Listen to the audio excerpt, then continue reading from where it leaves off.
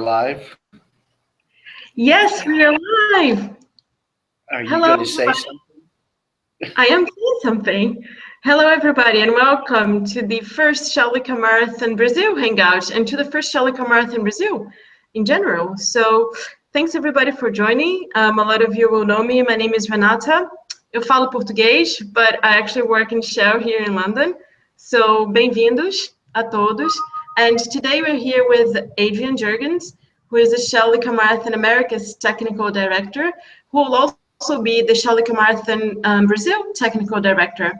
He's over there in Brazil now, in São Paulo with Marcela, who's going to be your main focal point, talking about everything logistics regarding Shell Ecomarathon in Brazil.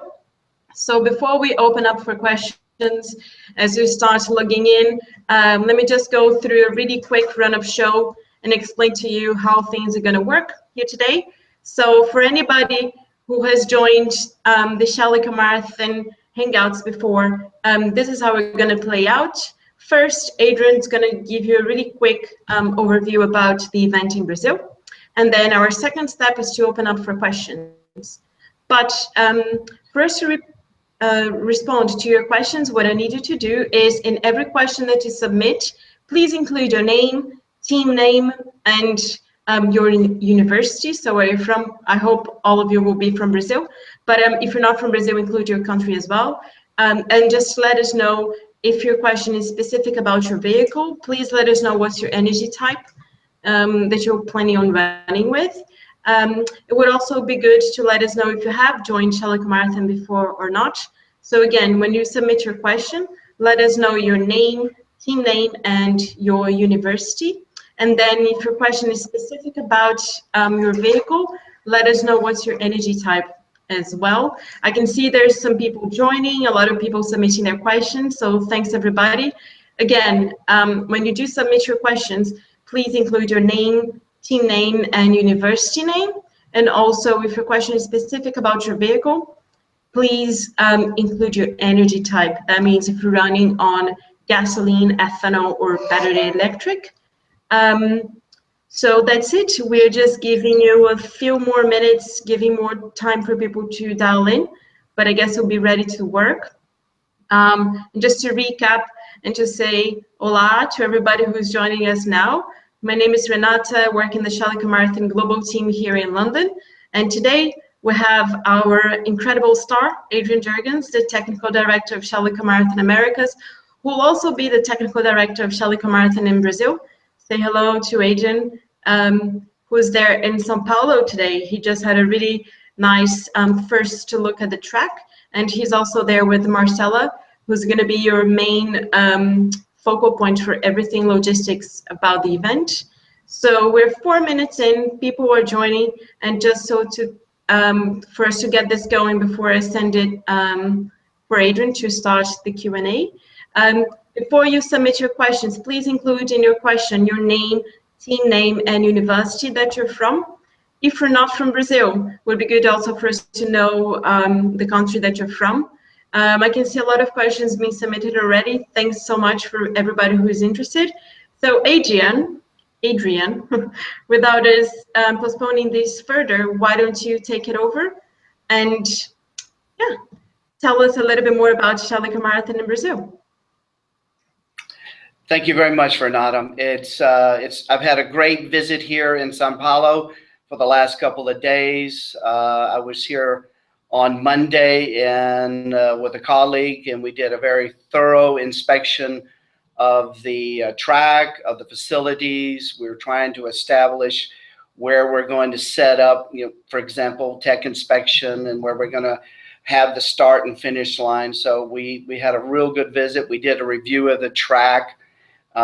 We were able to communicate with the owners of the track to actually make some repairs in preparation for November. They've agreed to do that. So we will keep watch on that as well.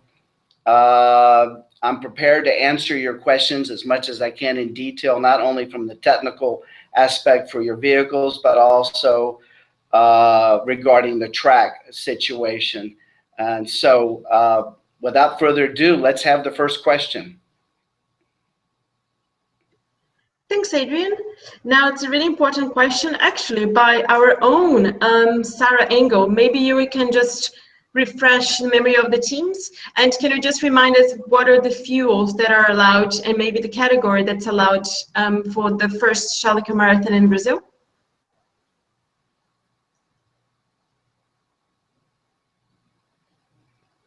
Was that to Sarah, I hope? Yes, that was our own Sarah Engel. So why don't you just remind our viewers what are the fuels that are allowed and what are the categories that we're working on for the first year of Charlica Marathon in Brazil? Okay. The fuels that will be available for this competition, of course, will be gasoline. It will be a gasoline with an ethanol addition to it. We will be also having a full ethanol E100 and battery. One of the questions that I would probably is where's the fuel coming? Actually secure the gasoline and ethanol locally from São Paulo. So that will be the same fuel that would come out of a retail location. So there's nothing fancy or special about it. However, the fuel will be dyed. So there will be a color added to the gasoline, a color added to ethanol, and that is standard practice for this event. Also, I want to remind you that the dates are November 8th, 9th, and 10th, just in case you forgot about that. Thanks, Adrian. It's a really important week for motorsports in Brazil, because just following Charlica Marathon, we have the GP in São Paulo, isn't it? It's going to be the best week for motorsports in the country. I would say in the history of the country, but I might be just saying too much. Let's get another question. Let's make history, Adrian. Let's make history. Let's select another question here now from Caio Mendes. Caio didn't really say where he's from, so maybe Caio, if you just want to let us know afterwards. So Caio's asking about technical inspection. So how will the inspections be made? Will the judges be foreigners as well? The technical operation will be led by myself and another colleague who's part of the core team. So we will be leading it. However, the technical team will be made up of local folks. We're actually talking with a local university here to provide students who are well versed in automotive technology. So it will be local staff handling that for us. Thanks, Adrian.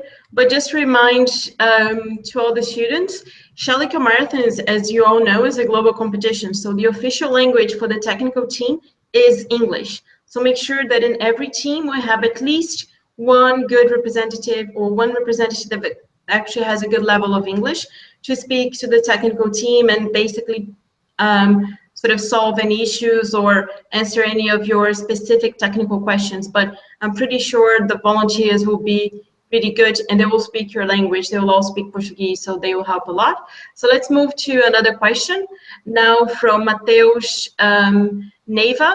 And his question is, hi, Adrian. How will the windshields need to be? Can we have different parts? I'm not sure what he's actually talking about, but maybe you will know. I'm trying to understand that question.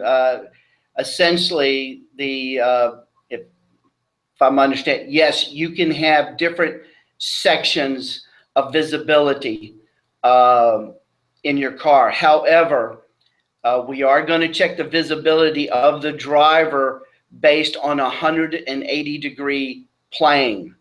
So in other words, the driver, we need that the driver can left to right at 180 degrees and not, you want to avoid blind spots at all possibility, especially when you're looking fully to the left or fully to the right. So be very careful there, because teams provide sometimes not enough visibility for the driver, and that will work against you, and you will be required to modify whatever opening. So make sure you cover that. Thanks, Adrian. And Mateus, let me know, he's from Lavras, from the state of Minas Gerais. So hello, Mateus. Thanks for your question. And again, if you have specific questions about your vehicle, what you can do is just send us a photo of your vehicle to the Shall Ecomarathon Brazil email, and then Adrian can give you a specific answer based on your schematics or a photo of your car. So don't forget to include that in your submission or to send us an email with that. Let's get another question here from a veteran team from Shall Ecomarathon. So this question is from Aline Magashu from Team Eco Veículo from Unifei. So their question is, we have 3 prototypes, one ethanol, one gasoline, and one battery electric. How should we register them for the competition? Shall we register them with 3 different teams, one for each car? I'm assuming that's the correct answer. Adrian, Marcella? Yes, that is the correct answer. They need to be 3 separate entries. That was easy. Thanks, Adrian. Let me just get another one, and I can see Barbara is actually submitting a lot of questions and a lot of separate questions. Barbara, it would be good for us to know where you're from, so if you could just add that to your comments. Let me get a question from you, and I know that some teams have had that question before. So this question is from Barbara Andrade. Again, maybe if you could just let us know where you're from. She's asking about the wheels. Do the wheels need to be covered in full on the cars? No, actually the wheels can be outside the vehicles. They can be inside the vehicle. If they're inside the vehicle, the team needs to take extra caution to make sure they have a wall or a bulkhead to keep the driver's body from making contact with the wheel or the steering linkage. Thanks, Adrian. And just to follow up with another question from Barbara, because it's sort of related. And the question is, does the exhaust need to be fully covered as well? I didn't quite hear. Was the question, did the exhaust need to be fully covered? Exactly.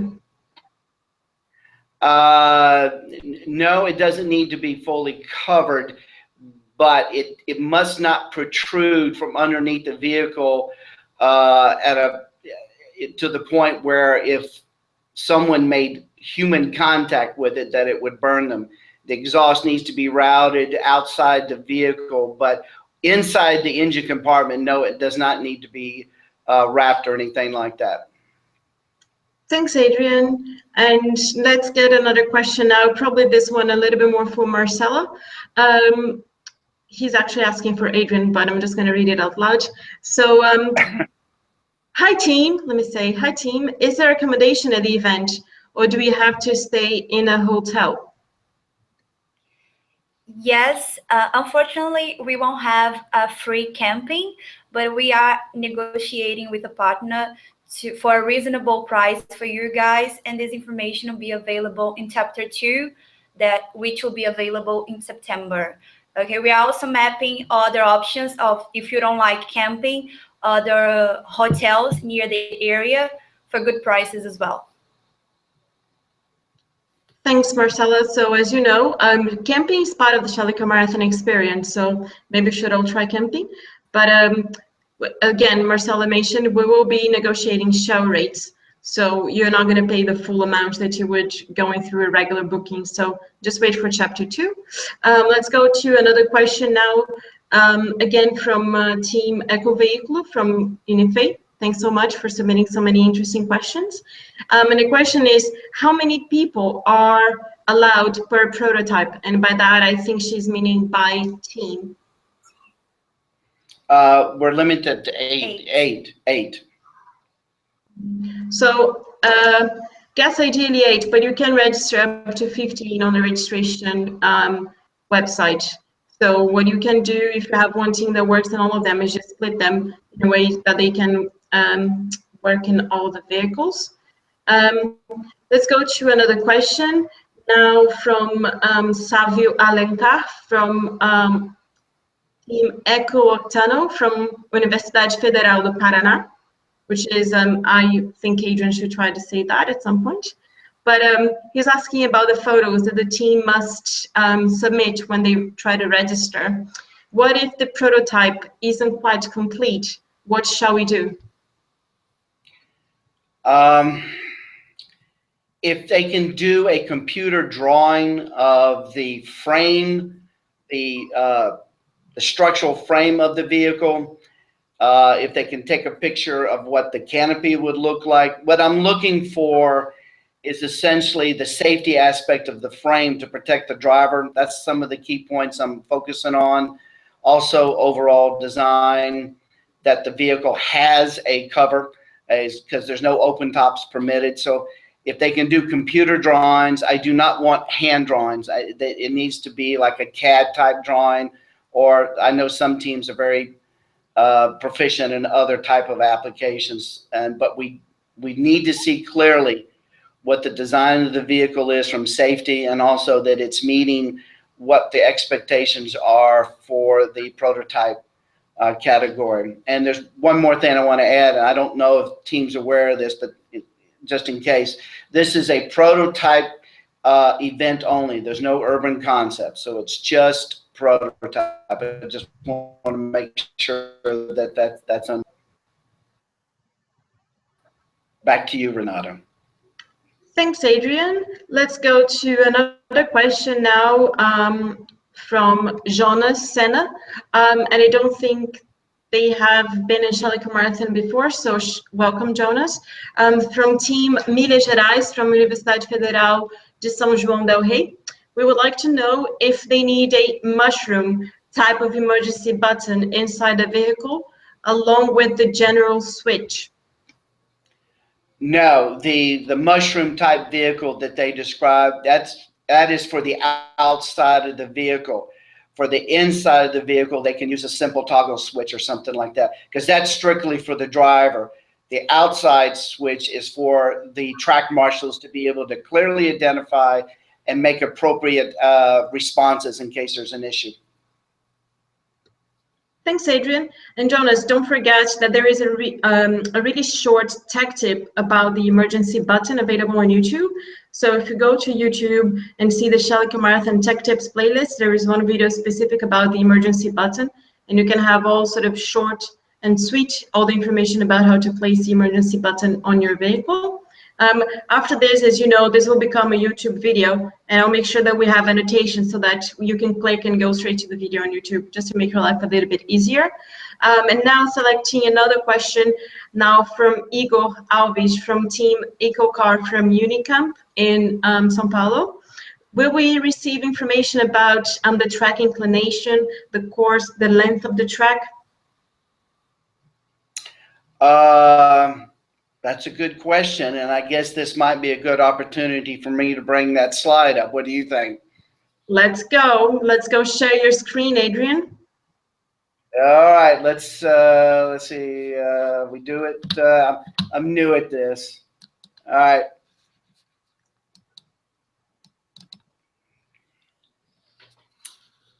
right. Renata, can you confirm that that's coming up? That's good. We can see your screen. Okay. What you are looking at is a bird's eye view of Granja Karting track facility, and I can tell you what we've selected as far as the configuration. One of the great features of this track facility is the fact that there's over 41 configurations, but for the purposes of trying to minimize sharp turns and elevation slope, let me just kind of give you, hopefully you can see the mouse in this corner right here. For your information purposes, the tech inspection will be in this area of the event. There's a canopy cover. It's very large. This is the area where the tech inspection will take place. It is also the same area where the start and finish results will also take place. Once a team gets fueled up and they will actually go to this We're going to use the start line that's at the track, and the teams will take off in a clockwise direction. And this is the track layout. You will go down here, come around here, loop around here, keep going, and back around. Now this area here, which they don't have on their website, this is no longer here. So it's actually a straight shot to begin your second lap. Now, I will go back over this again with a little more details on it. At this start line, at this position here, you're actually starting a downhill slope of this track. So once you do your initial burn, if your car is well designed and aerodynamics and being able to handle the road friction fairly well, you should be able to coast all the way around to about here. It's at this point, you might be able to see it a little bit. That's where it's about, I'm going to say about it's about a 5 to 6% slope. So you'll have to manage this uphill going this way. And then right in this corner here, it's a banked turn. Now, I don't have the degrees, this information. The owners are supposed to get some further information for us to get those details. It's a bank turn, but it's not a heavy bank turn. The prototypes can safely maneuver that. And then you'll go up a little bit along this route here, and that is lap 1. I want to make sure everybody understands that. That is lap 1 once you reach the start line for the second time. We are still need the actual measurement of this track, which the owners are going to provide to us. And once we have that information, we will put that in Chapter 2. We will also narrow down the number of laps for a completed run and also the time window that you are required to meet. The average speed is the same. It's 25 kilometers per hour for this event. The number of cars that will be allowed on track is just really subject to our determination of how many cars are flowing and driving safely. You will be required to use your horn when passing another driver, and it's very important that you use that horn to let drivers in front of you that you're getting ready to make a pass, because you're allowed to pass on the left or the right. However, in curves, there is no passing. No passing is allowed in the curves. And to give you some other inside information, the paddocks are in this area right here. This is where your paddocks will be. And there's a path that you will bring your car to tech inspection, which will be laid out for you very, very simply. The paddocks are opened. They do have a roof, but they are open.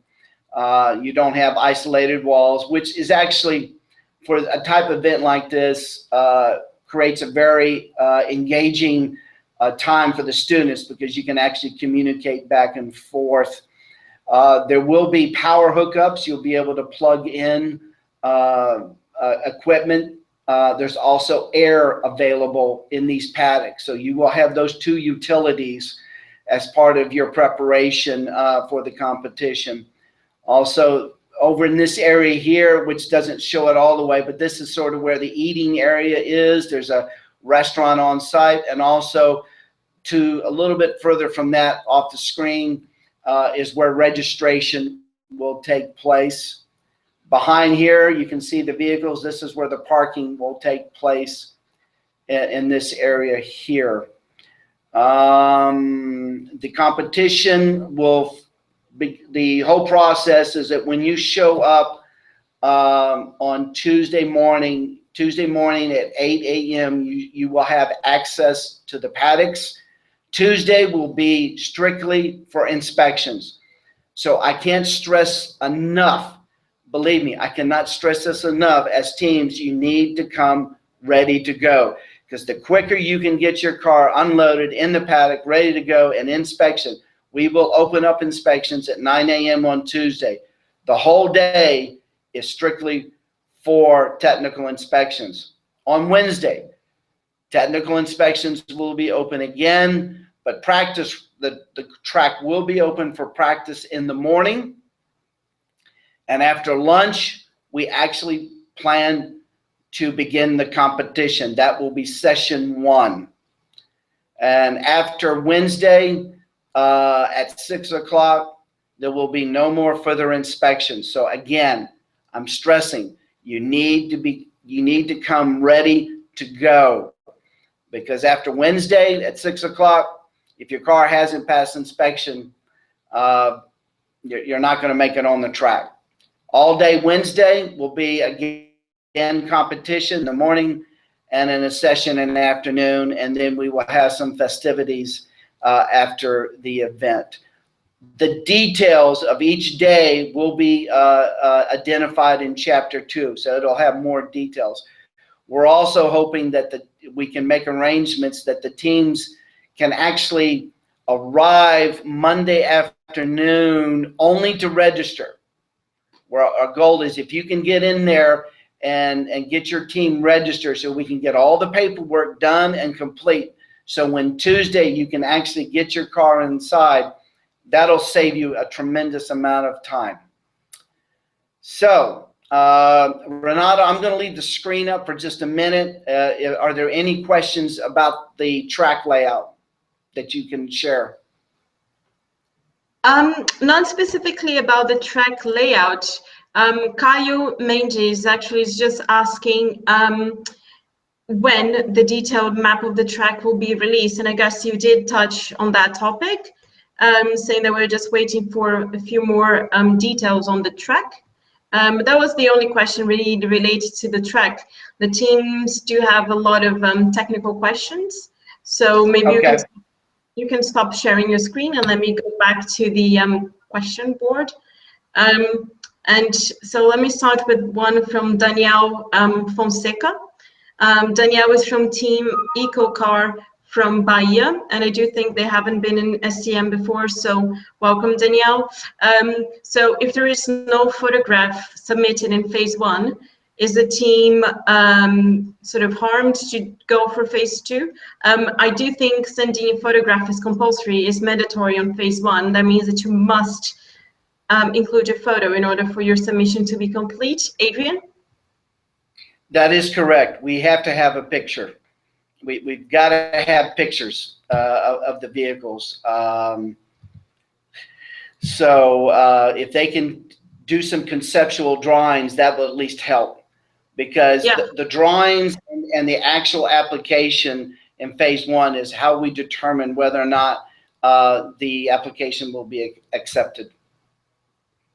Thanks, Adrian. So Danielle, I don't know if you missed that question before, but Adrian's suggestion was, if you don't have your car ready now, what you must do is create a drawing on your computer, a proper drawing using like a vector software, so that they can actually have a good idea of what your car is going to look like.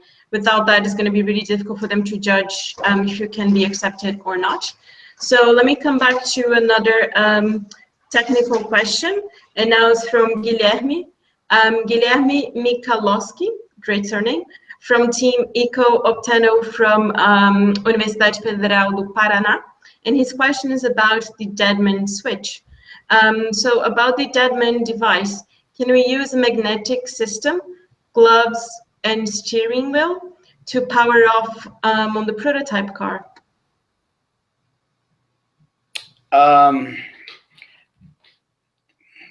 I'm not sure what they mean by magnetic system. Let me just try to help clarify this, and Renata, we may need some clarification, but the purpose of the Deadman switch is in case the driver becomes incapacitated or passes out, the engine needs to return to an idle condition. That's what we're looking for. It doesn't have to kill the engine. It needs to bring it to an idle condition. Now, if that device, that magnetic device that they're talking about actually does that, and we can prove that inspection, it can be accepted.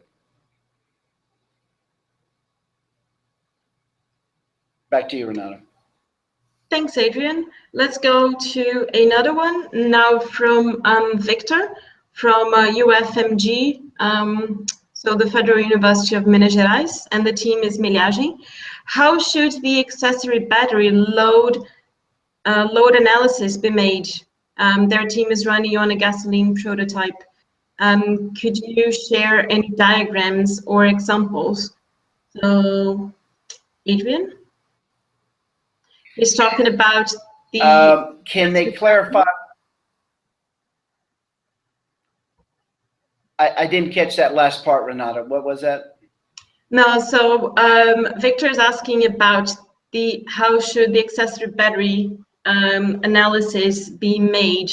He's saying load analysis. I'm not sure if there's any issues with Portuguese there. Okay, I think what we need is, what is the voltage, the max voltage of the battery? You know, Yeah. it's in the rules. You cannot go above. I think it's 60 volts max. So most IC engines are going to operate on a 12-volt system unless they're doing something otherwise. But what we need is the total voltage, the output voltage of that battery. Back to you. Thanks, Adrian. And now let's just continue. Oh, Victor now is saying that he was referring to Article 27, Item I. Victor, I would suggest that maybe you could send us an email specifying the details about the battery that you're planning on running with in your vehicle. And then Adrian will be able to address that directly, because it seems to be quite specific about your vehicle. Let's go to another, but thanks so much, really interesting question. Let's go to another question now, again from Caio. So again, about the deadman switch, and I'm just going back to that topic because we all know how important that is. So he's saying, Adrian, you said that the deadman switch doesn't need to kill completely the engine, but if it does, is that a problem? No, if that's what the team want to do, that is fine. That was a great and easy answer, so thank you. Let me see. So the question from Mateusz Neva again, and he's again a question about the battery management system. His question is a bit generic, so how does the BMS need to be? But I guess, Adrian, you could just remind them if the battery management system is need to be built fully by the students. Is there any different rules for the BMS in Brazil apart from the global Charlie Marathon rules? No, they are the same rules, and the battery monitoring system is very critical to that system. So just a reminder for those that are hearing is that the system needs to monitor high temp, low temp, needs to it needs to monitor the cell balancing. All this needs to come into play here, and that it works. And that's why the schematics are vital, that these teams have schematics on site so our electrical expert can review it with the team, and if there's issues or concerns, he's more than willing to help the team understand it and provide some possible solutions. Thanks, Adrian. Let's go again to another important question about technical inspection. So this question is from Daniel Martinez from Team Minas Gerais. And the question is, will there be any resistance test on the car's careen?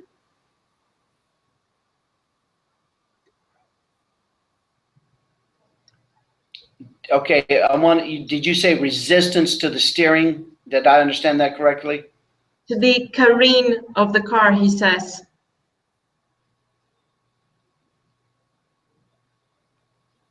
Okay, I lost you in that last. Can you repeat that again, please, Renata?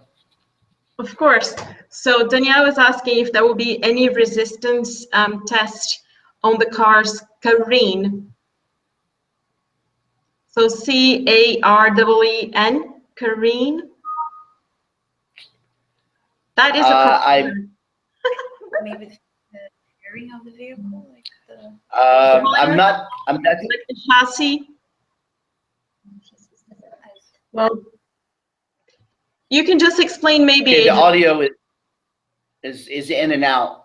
Yeah, why don't we just explain what the resistance tests during technical inspection, what those are? What do they actually check? You mean on the vehicle? Yes. Okay, on the vehicle itself, there's two aspects of the inspection. One is the safety, and one is the technical specifications. For example, dimensions, height and width, wheelbase, track width in ratio to the body height.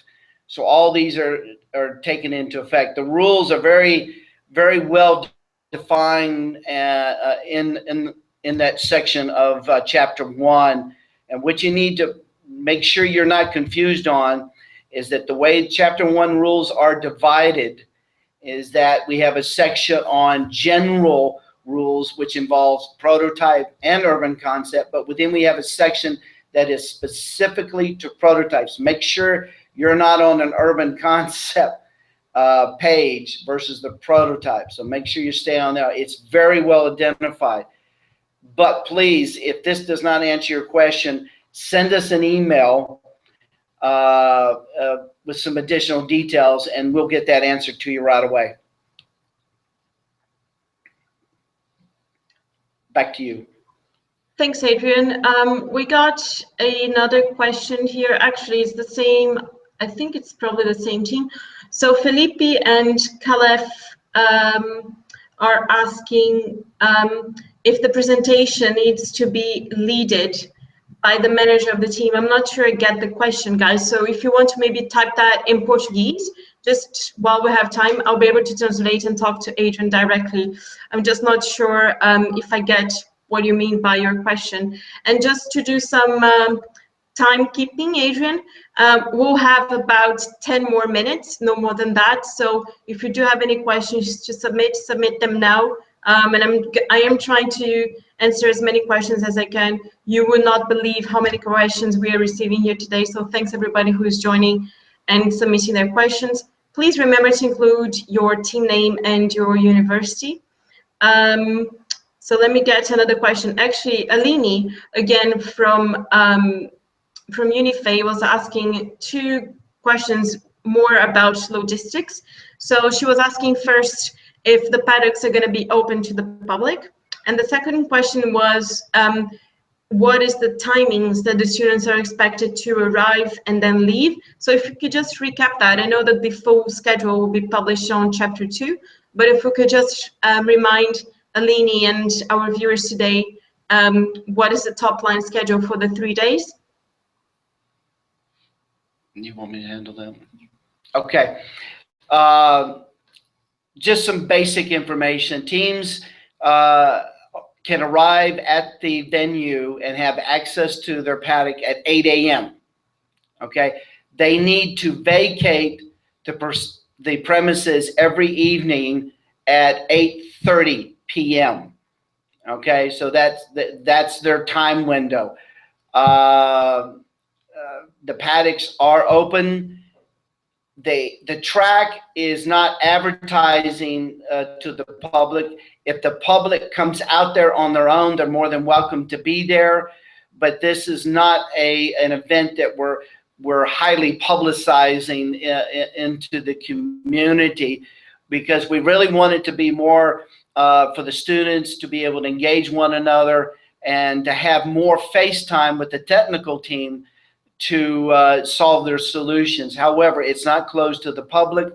I mean, I know some of the teams may have family members come. That's fine. They can come by and take a look at what's going on. Hopefully that I've answered the basic questions there. Did I miss anything, Renata? Nope, all taken care of. So thanks very much for that.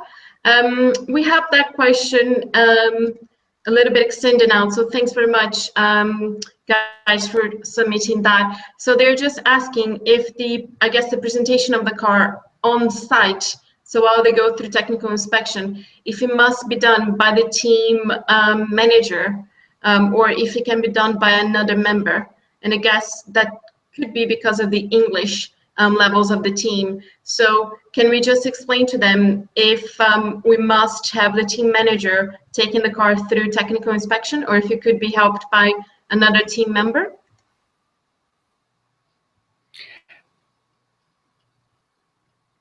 Okay,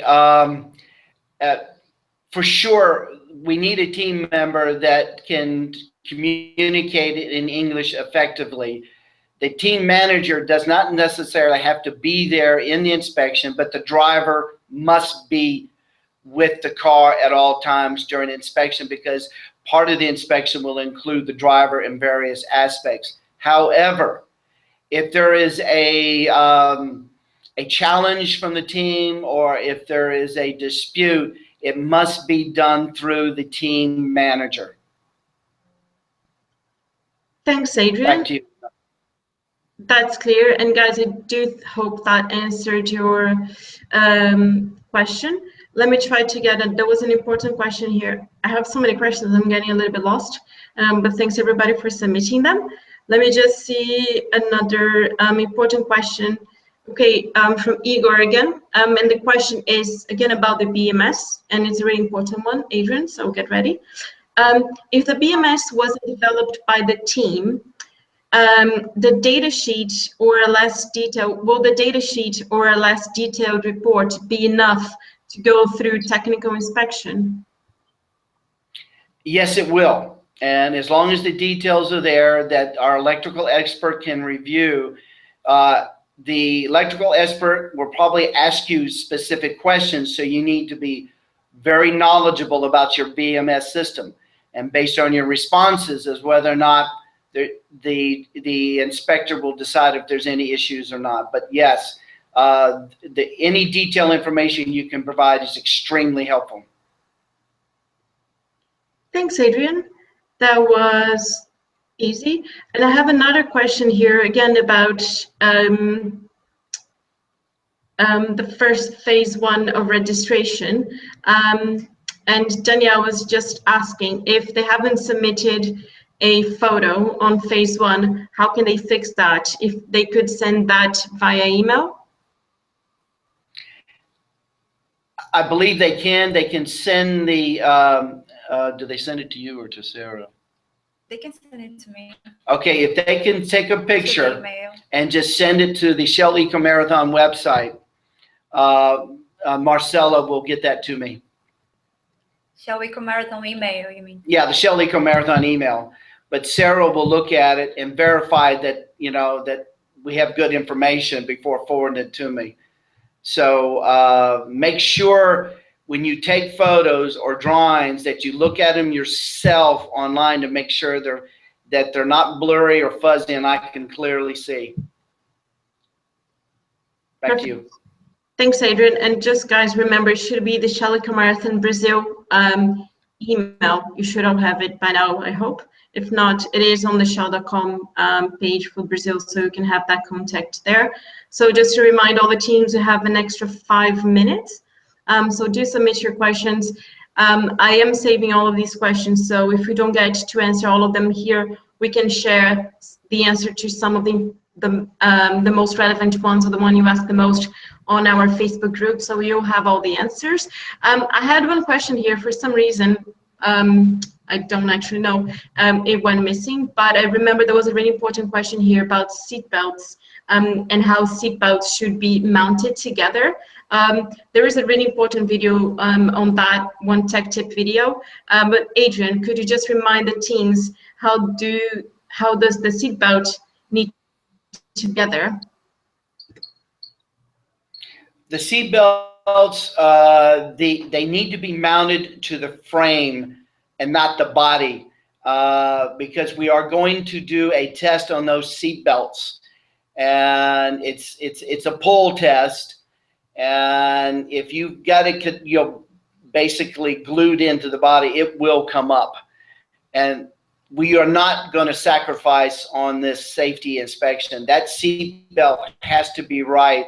Let me reiterate what Renata just said. If you look at that tech tip video, it has not only the description, but it also has a video animation to show you what it looks like. And make sure you get that correct, because that and the helmet are the two main protections for that driver. And that is very, very important that you understand that. If you have any concerns or any questions, make sure you get your questions in to us on that, because I want to make sure everybody understands that. Back to you. Thanks, Adrian. That's great. And I have another question here from Vitor Hugo from Team Eco Opala from Piauí. Hello, they're from really far away, Adrian, so thanks so much for joining. So does a driver need to speak English as well? No, the requirements are that at least one member of your team speak English well. Now, that being said, we may need that team member to be a part of the team that pushes the car out to the track, to make sure that if we're given a command to the driver knows how to respond. And if we do give a command to the driver, it may be as simple as put your gloves on, put your visor down on your helmet. We may want to, we're going to check your seatbelt and make sure it's securely in there. So the driver needs to understand what we're asking. So that English-speaking person needs to be a part of that two-man team that is with the driver. Thanks, Adrian. And now, unfortunately, we just have time for one more question. And then we're going to do a roundup of the key themes today, and we'll have to close. But let's go to the final answer from Aline Magashu from Team Eco Veículo from Unifei. And the question is, can the ECU, the electronic control unit, be accessible to the driver?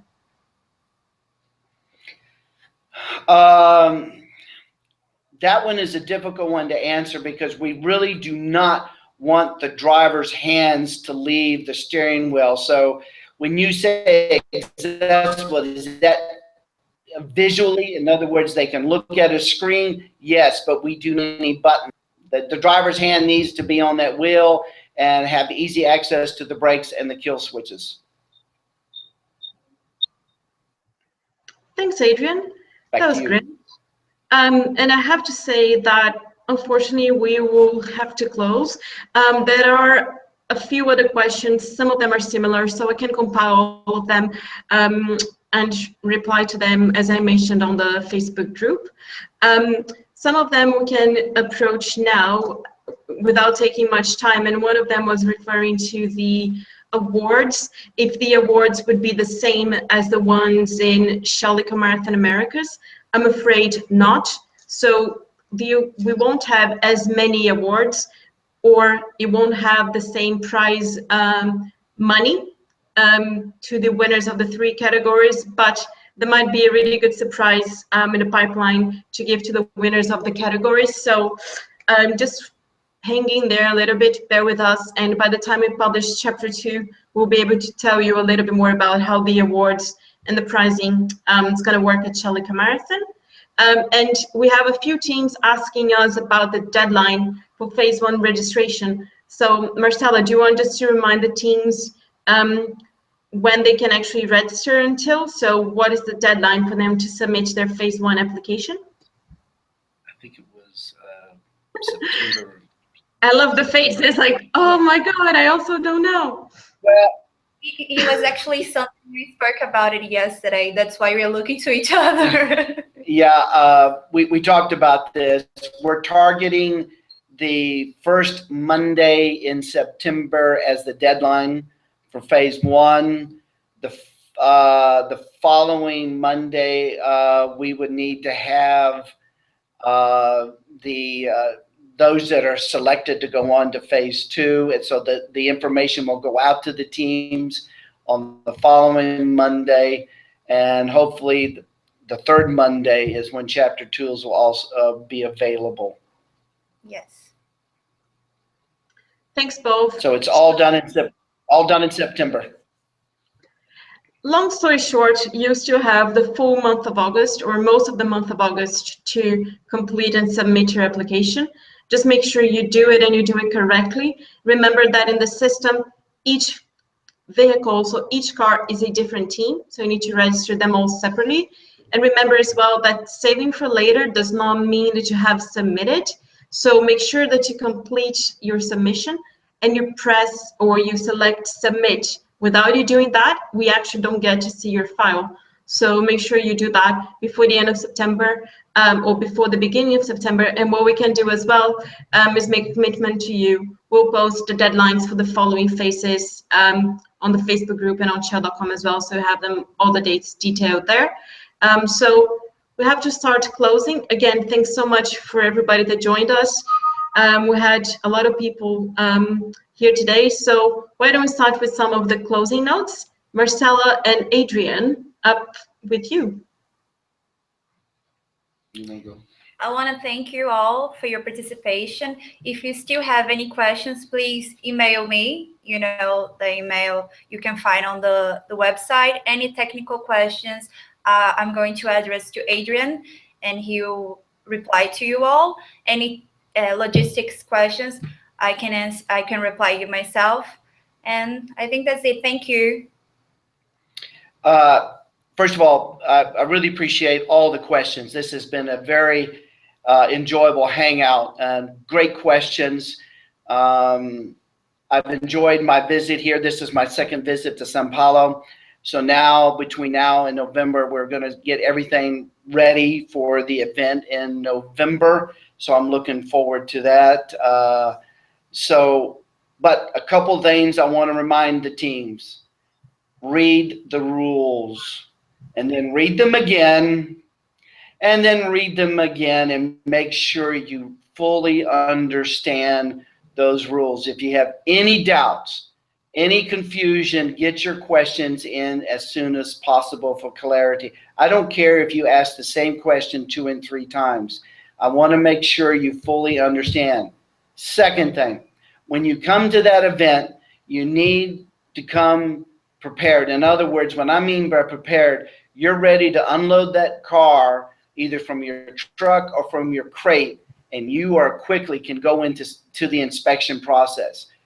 Because we have that short window, you can lose hours just trying to put your car back together. So make sure you are really ready to go, because the sooner you can get through inspection and get on the track. A couple other things, just so this wasn't asked, but I think some students are thinking about it, is are we limited to the number of runs we can make? At this time, I am not going to put a limit on the runs, but that could change just depending on the circumstances. So I want you to be on the track as much as possible. I really want you to succeed and do well at this event. So again, as Renata mentioned earlier, take advantage of those tech tips. They're very short. They're to the point. I know teams have used them over and over again and find them very, very helpful. Thank you again, and looking forward to seeing you in November. Thanks, Adrian. And I would just like to call out Lazy, who's actually watching us right now. Most of the teams will know Lazy. She's the Shell Ecomarathon Brazil focal point for Shell. Hello, Lazy. She's really excited to see so many questions and so many people being interested in Shell, the first Shell Ecomarathon in Brazil. So am I, to be honest. I'm really proud of my Brazilians. Thanks, everybody who joined. As I'm just going to basically echo what Adrian and Marcella said. Keep an eye on shell.com. It has all the technical, all the participant information you might have. The details about the event in Brazil will be published in chapter 2. But again, if you have any questions, you can submit them by email, or my preferred option, to be honest, share them on the Facebook group. Your question might actually be a question of somebody else, and you can discuss that answer yourselves. Maybe you can exchange some learnings with the Brazilian teams that have been in Shell Ecomarathon in the past. It is a unique experience. I hope everybody enjoys it as much as I do. I hope I will see you in Brazil, maybe. If not, I'll definitely see you in a future hangout. And don't forget, we'll publish the final deadlines for you all to follow. Remember, there's a limited number of teams that can actually compete, so make sure your application is full, is comprehensive, it has all the technical information that Adrian asked for. If you need any other information, follow us on Twitter at Shell Ecomar. You can also follow us on Instagram. We have a new account now. Go to shell.com/ecomarathon and have it all there. You can say thank you, because I think Adrian has done an amazing job here today with Marcella. Thanks, everybody. Enjoy the Olympic Games. They're coming to Rio this weekend, so I'm sure it's going to be exciting. And I'll see you next time. Thanks, Adrian. Thank you, Renata. Bye. Ciao. Bye. Thank you all.